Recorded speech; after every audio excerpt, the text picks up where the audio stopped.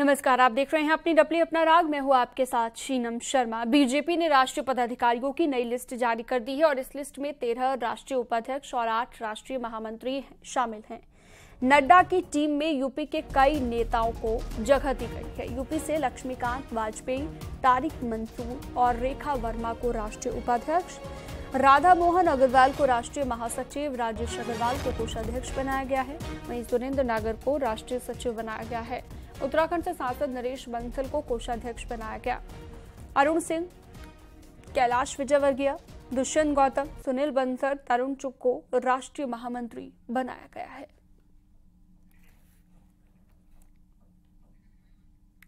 तो राष्ट्रीय पदाधिकारियों की लिस्ट जारी की गई है और अब तीसरी बार दोबारा से बीजेपी जीत की तैयारी कर रही है। इसी कड़ी में टीम में कुछ बदलाव किए गए हैं और जो नई टीम है उसमें किसे किसे शामिल किया गया है वो भी आपको हम दिखा रहे हैं। राधा मोहन अग्रवाल राष्ट्रीय महासचिव बनाए गए हैं।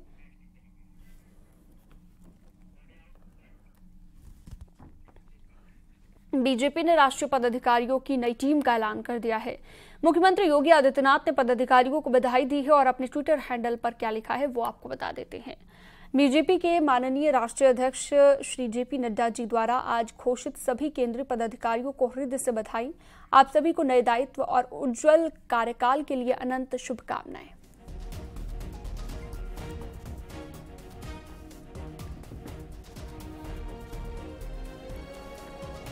और चलिए सीधा रुख करते हैं। पवन गौड़ मेरे सहयोगी दिल्ली से हमारे साथ जुड़ गए हैं। संकेत मिश्रा हमारे साथ लखनऊ से जुड़ गए हैं। सबसे पहले पवन गौड़ के पास चलते हैं। पवन, काफी महत्वपूर्ण बीजेपी की ये टीम, उत्तर प्रदेश में तो मिशन 80 के साथ चल रही है ये टीम, लेकिन पूरे देश में किस तरह से अपनी पकड़ और ज्यादा मजबूत की जाए, इसी को देखते हुए कह सकते हैं संगठन में कुछ बदलाव किए गए होंगे। कौन कौन से नए चेहरे शामिल हुए हैं बीजेपी के संगठन में?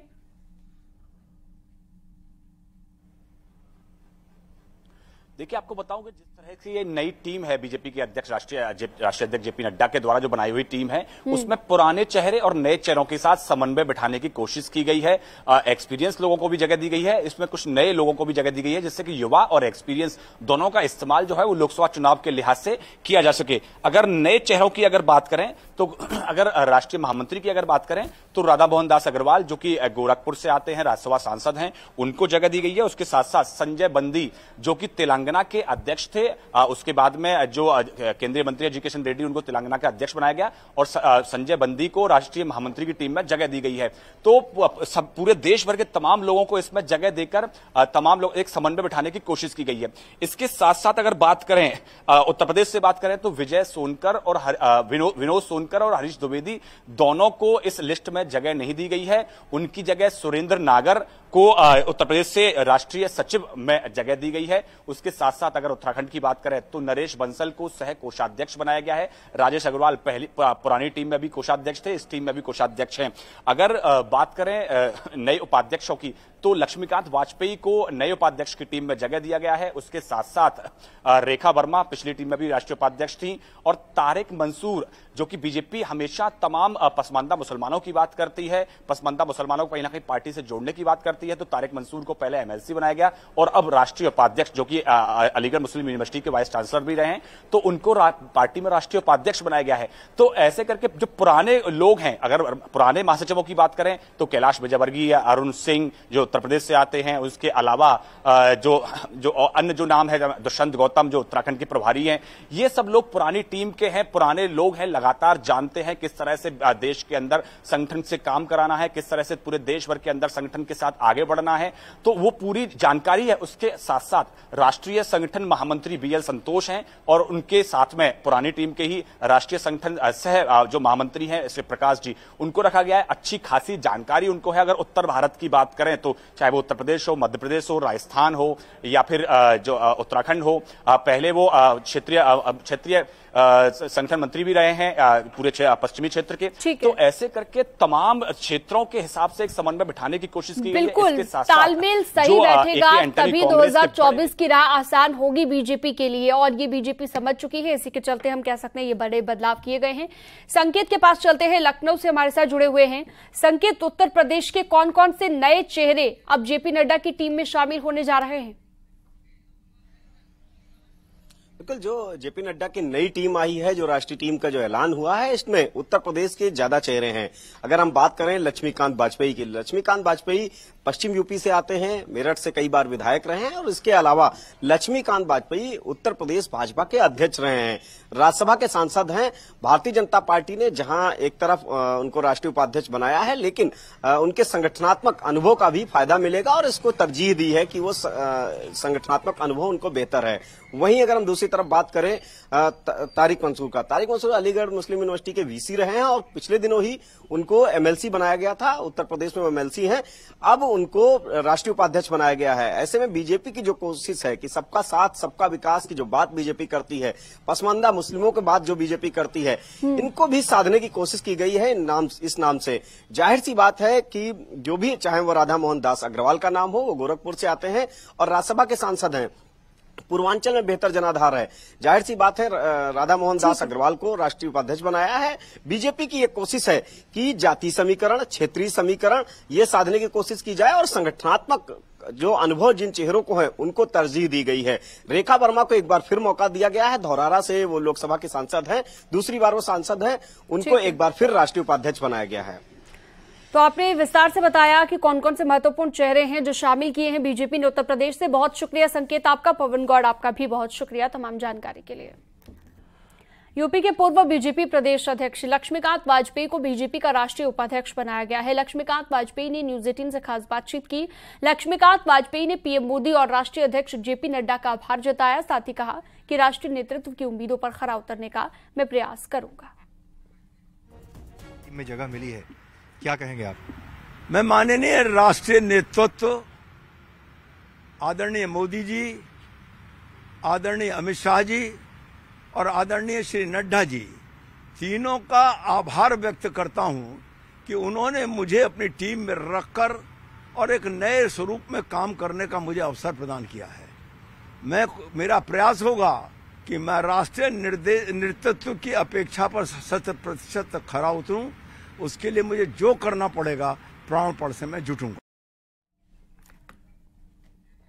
और चलिए आगे बढ़ते हैं। राज्यसभा सांसद राधा मोहन दास अग्रवाल ने राष्ट्रीय महासचिव बनाए जाने पर केंद्रीय नेतृत्व का आभार जताया है और कहा है कि ये बीजेपी में ही हो सकता है, एक छोटे से कार्यकर्ता को बड़ी जिम्मेदारी दी जाए। आज केंद्रीय नेतृत्व ने मुझ पर जो भरोसा जताया उस पर मैं खरा उतरने की कोशिश करूंगा। ने मुझको 20 साल विधायक बनाए रखा, संगठन ने मुझको राज्यसभा का दायित्व दिया, संगठन ने मुझको केरल और लक्षद्वीप का दायित्व दिया, संगठन ने संसद की सारी महत्वपूर्ण कमेटियों में मुझे नामित किया और आज मेरे लिए अकल्पनीय था कि मुझे आज राष्ट्रीय महामंत्री का दायित्व दिया गया। ये हमारी पार्टी ऐसे ही काम करती है और पार्टी के 2 सबसे बड़े अधिकारी 1 घंटे मेरे साथ रहे। किसी ने मुझे एक बार भी ये हिंट नहीं दिया कि मुझे ये दायित्व दिया जाने वाला है। आज सुबह मुझे दिल्ली के पत्रकारों से ये सूचना मिली। यही चीज़ है जो भारतीय जनता पार्टी को किसी भी अन्य संगठन से अलग करती है। हमारी पार्टी अपने कार्यकर्ताओं को पहचानती है, उनका मूल्यांकन करती है, उनका सम्मान करती है और उनको काम करने का अवसर देती है। 2024 लोकसभा चुनाव को लेकर बीजेपी अपने संगठन को और ज्यादा मजबूत करने में लगी है। बीजेपी की बढ़ती लोकप्रियता को देखते हुए दूसरे दलों के नेता लगातार बीजेपी में शामिल हो रहे हैं और इसी क्रम में विपक्ष के कई नेता 31 जुलाई को बीजेपी ज्वाइन करेंगे। सूत्रों के मुताबिक कौशाम्बी के चायल से एसपी विधायक पूजा पाल बीजेपी ज्वाइन कर सकती हैं। इसके अलावा पूर्व राज्यसभा सांसद चौधरी सुखराम सिंह यादव भी बीजेपी को ज्वाइन कर सकते हैं। तब राज्यसभा में लक्ष्मीकांत वाजपेयी सांसद हैं, कई बार उत्तर प्रदेश में विधायक रहे हैं। लक्ष्मीकांत वाजपेयी को राष्ट्रीय उपाध्यक्ष बनाया गया है, यानी कि ब्राह्मण चेहरे को तरजीह दी गई है। इसी तरीके से रेखा वर्मा, उनको भी राष्ट्रीय उपाध्यक्ष एक बार फिर बनाया गया है। रेखा वर्मा धौरारा से सांसद हैं, ओबीसी हैं, इसके अलावा महिला हैं। जाहिर सी बात है कि संगठन ने जो जातीय समीकरण और क्षेत्रीय समीकरण साधने की पूरी कोशिश की है। राधा मोहन दास अग्रवाल राज्यसभा के सांसद हैं, गोरखपुर से आते हैं, इनको भी राष्ट्रीय महामंत्री बनाया गया है। प्रधानमंत्री नरेंद्र मोदी ने आज दिल्ली स्थित प्रगति मैदान के अंतर्राष्ट्रीय प्रदर्शनी सह सम्मेलन केंद्र परिसर यानी कि भारत मंडपम में अखिल भारतीय शिक्षा समागम का उद्घाटन किया। पीएम मोदी ने पीएम श्री योजना के तहत स्कूलों के लिए धनराशि की पहली किस्त भी जारी की। इस अवसर पर पीएम मोदी ने कहा कि भारत मंडपम में पहला कार्यक्रम शिक्षा का हो रहा है, ये बेहद खुशी की बात है। और इस दौरान पीएम मोदी ने कहा कि कुछ लोग भाषा की राजनीति करते हैं, राजनीति करने वालों की दुकान बंद होगी। वहीं एआई टेक्नोलॉजी पर पीएम मोदी ने कहा कि हमारे जीवन का ये हिस्सा है, पुरानी सोच से बाहर निकलना होगा, नए बदलाव के साथ तैयार रहना होगा।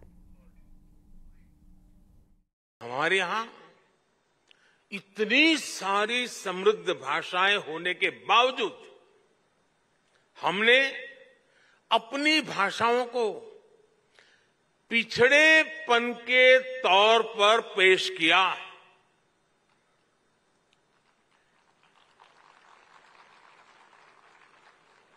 इससे बड़ा दुर्भाग्य क्या हो सकता है? कोई कितना भी इनोवेटिव माइंड क्यों ना हो, अगर वो अंग्रेजी नहीं बोल सकता था तो उसकी प्रतिभा को जल्दी स्वीकार नहीं किया जाता था।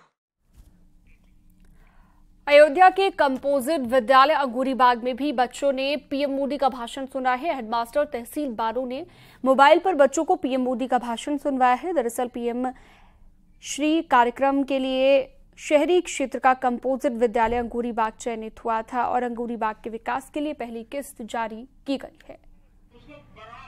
ये कंपोजिट विद्यालय अंगूरीबाग है और यहाँ प्रधानमंत्री जी का आज एक प्रोग्राम दिल्ली में हो रहा है, उसका लाइव टेलीकास्ट दिखाया जा रहा है यहाँ पे। और उसमें हमारा विद्यालय भी जिले में नगर क्षेत्र में चयनित हुआ है पीएम श्री के लिए। आज उसी का बजट भी रिलीज किया गया है। यहाँ से फर्स्ट किस्त उसकी ये नहीं बताया गया, अभी पहली किस्त वहाँ से जारी हुई है। तो कौन सा विद्यालय आपका है? मेरा कंपोजिट विद्यालय अंगूरीबाग, कंपोजिट विद्यालय अंगूरीबाग नगर क्षेत्र अयोध्या। भाई हम लोग प्रधानमंत्री की योजना से जुड़े हैं तो खुशी तो होगी, और फिर नगर क्षेत्र का पहला विद्यालय है। खबर देवरिया जिले से है, जहां पर श्रीलंका के सड़क परिवहन मंत्री डॉक्टर बंदूला गुणवर्धने ने अपनी पत्नी के साथ पिपरा बघेल गांव पहुंचे और वहां पर उन्होंने राजेश सिंह दयाल फाउंडेशन की ओर से कराए जा रहे मेडिकल कैंप का उद्घाटन किया। श्रीलंका के मंत्री पहुंचने पर लोगों ने जमकर स्वागत किया और पीएम की तारीफ की।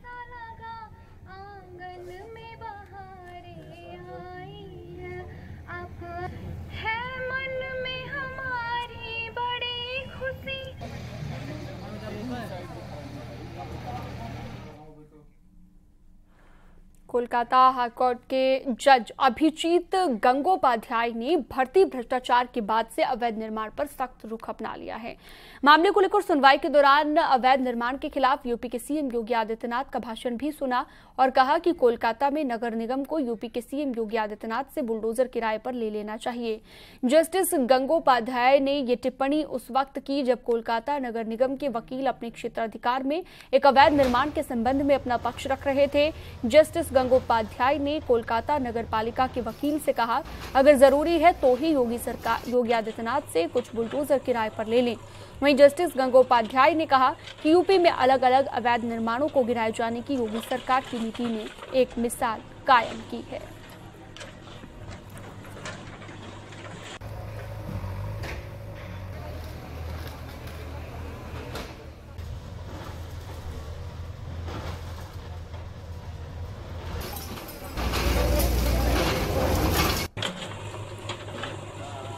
तो ये दो तस्वीरें आपकी टीवी स्क्रीन पर कोलकाता हाईकोर्ट के जज सीएम योगी का उदाहरण देते हुए नजर आए और यूपी में बुलडोजर एक्शन मिसाल बन गया है। आरोपियों के घरों पर जिस तरीके से बुलडोजर चला और अवैध निर्माण पर जिस तरह से बुलडोजर चला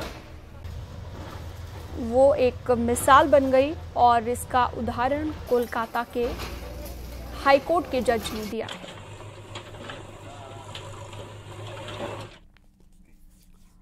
और वक्त एक बहुत छोटे से ब्रेक का है, जल्द लौटेंगे।